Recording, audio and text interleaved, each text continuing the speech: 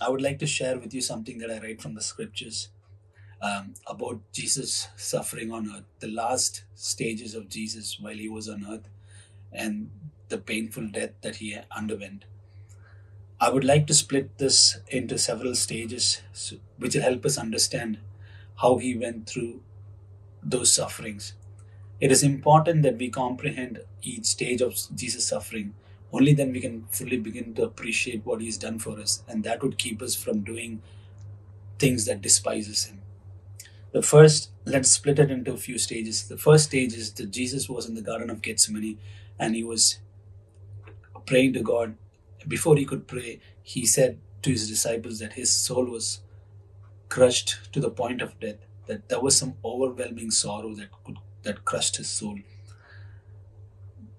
What's going on with Jesus at this point was like he, being a righteous person, had to take on the sinner's place. So at that point of time, he felt that he's separated from God. That pain, that suffering caused him an overwhelming sorrow that he felt like he was crushed.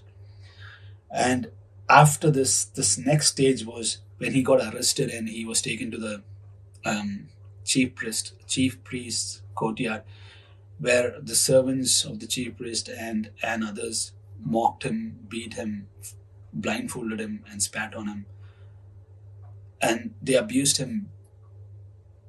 He had to go through all this alone because all of them, his disciples, all those who were with him deserted him, and he was all by himself. That was the second stage of Jesus suffering. The third stage of Jesus suffering was, he was, as if this was not enough, they took him to the Roman governor at that point of time was Pilate,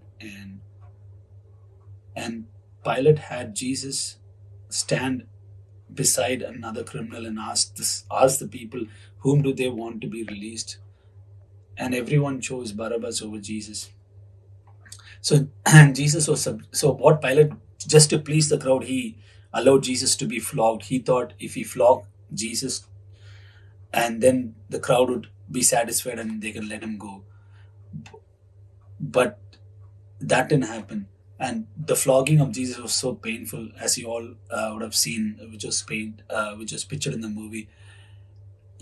The way he was flogged, those at the end of those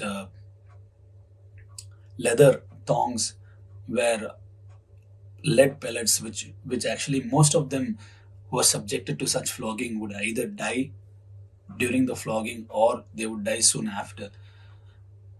And Jesus was flogged beyond a point that he was not recognized as a man.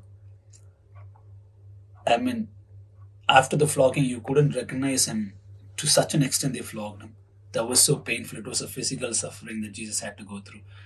The next stage was he had to carry the cross after all these flogging, and he was physically exhausted to such an extent that he couldn't carry his own cross. So Simon was pressed into service. He had to carry the cross for Jesus.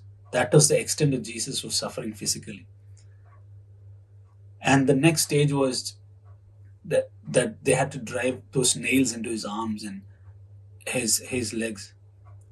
It was such painful because, I mean, even a small nail or anything that pierces us would be so painful. But here they had to, they literally hammered those nails into his arms. That was far beyond what human body can take, and the pain that he went through was so much, so intense that it cannot be described. And the next stage of Jesus' suffering was that he felt thirsty on the cross, and there was no water. He already hadn't slept the whole night, and next he's thirsty and there's no water to drink. And he kept asking, at that point of time, he cried, my God, why have you forsaken me? That's the next stage of suffering, because he died forsaken so that we should not be for, we should not be left to die forsaken. So these are the stages of Jesus' suffering. And finally, Jesus was insulted and mocked, hanging on the cross. people insulted him, and they kept um, showing. I mean, it was such sorrowful and very painful sight to see, where Jesus was hanging on the cross in front of his beloved family and and his disciples, and people are mocking him. So the death that Jesus went through was so painful that even in the last moments he didn't have any relief.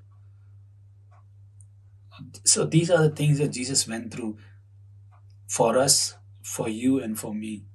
So if we begin to read his suffering, which is found in the book of Matthew, the last chapters, you'll start to appreciate what he's done for us, and this would keep you from doing things that despises God, and it'll help you build a relationship with God and lead a holy life. So I encourage each and every one of you to understand these stages of suffering that Jesus went through, so that we can lead a holy life, understand the purpose why he went through, so that we can live a life that is pleasing in his sight. That's all I would like to share. Thank you.